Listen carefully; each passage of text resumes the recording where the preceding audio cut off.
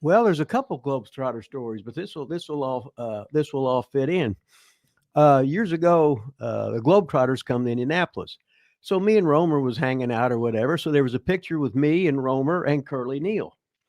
Now, years ago, I guarded Curly Neal. Years ago, from Seymour, Richard Grow was from Seymour, Indiana, and he played with the Washington Generals and was a referee about 10 years.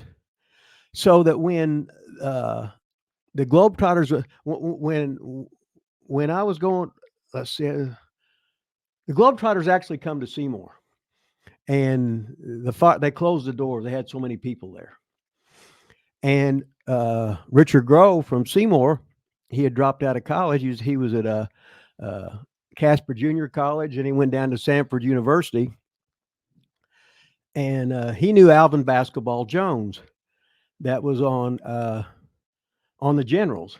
So he got him a job. Just like wrestling, it's all who you know. So Lewis Red Klotz was the coach emeritus of the Washington Generals. So whenever the Trotters would play the Generals, it would be like, let's see, like in Kokomo. Let's see, I did something in Lexington, then we did it in Louisville, Indianapolis, and Cincinnati. Dr. Grow, Richard Grow, he would get guys from Seymour. Max Siefker played in Kokomo. Oh, wow. Stiffy Owens played. Al Sloan played. I played. I can't remember who else did. Kerry Hammett played, all with on the Washington Generals, and I got to guard Curly. And like and I was on TV as a wrestling star when they were in Lexington. Yeah. So Robert Babyface Page was the 7'2" center. So I was sort of bullying Curly. So Robert Babyface Page come out with a big old boxing glove, and he hit me with the boxing glove, and I took the big bump, and they carried me out. Oh, really? Right Yeah. during the game? Yeah. That's awesome. Now, was that in Seymour or Lexington? No, this was in Lexington. Lexington? Uh-huh. Oh, wow. So somebody asked me about it, but they didn't take it. It was a big deal to even get your picture taken in. Yeah. Now they got the cell phones, you got videos of everything, but it's like the Globetrotters played pretty much every day of the year.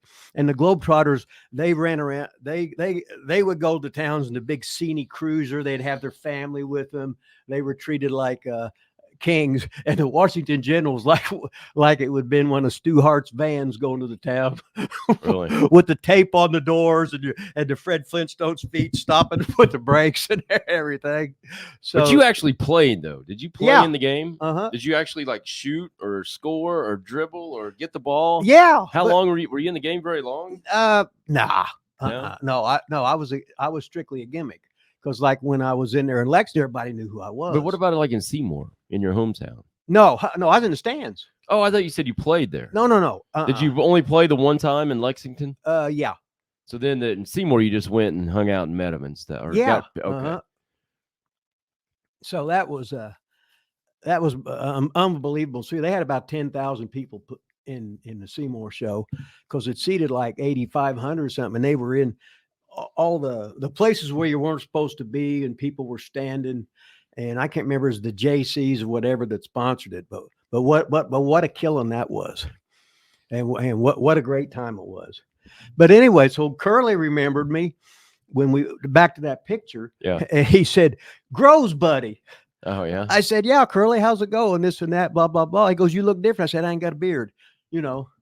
But yeah, Curly Neal, he was cool, great PR guy, and Dr. Grow, Richard Grow. I remember one night in Cincinnati, I was sitting on the bench, and I was dressed and everything, but the fucking Generals were on fire.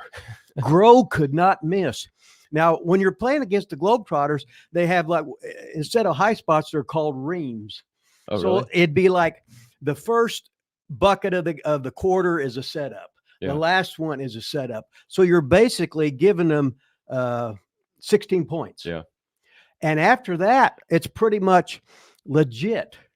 Now, what it is, the Generals are supposed to just play hard, not complain, go along with the reams and everything.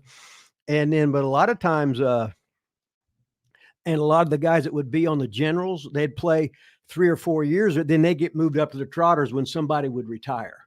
So they knew what it was on both ends of the stick was what it was. But them guys would get competitive. So you sat on the bench the whole time. The coach never put you in. Well, I didn't want him to put me in. So did he ever look down and be like, Rogers? No. Who the hell's that guy? Oh, I don't. Like you meet the coach? No, here's what I would do. I would go, Red, I'm ready. It was a rib though, right? He'd look up and he'd milk it with the crowd, right? He'd look left, look right, and he'd go, not yet. And I'm did you just meet him there that night though? Like first time, hey, I'm going to be on the generals. I'm a pro wrestler. The first night, I think it was in Seymour, because I was with Grow, with Richard Grow. So like in wrestling, it's everything is all who you know. Yeah, and it's another one of them things. I get that. I just didn't know if you'd like talk to the coach or. Oh yeah, because he loved it. He loved it because I knew who he was and everything. Yeah. Lewis Red Clots. I said, get ready, get ready, get ready. I got the dots on. I got the elbow ready, baby. We're gonna see it. Let's do it right now.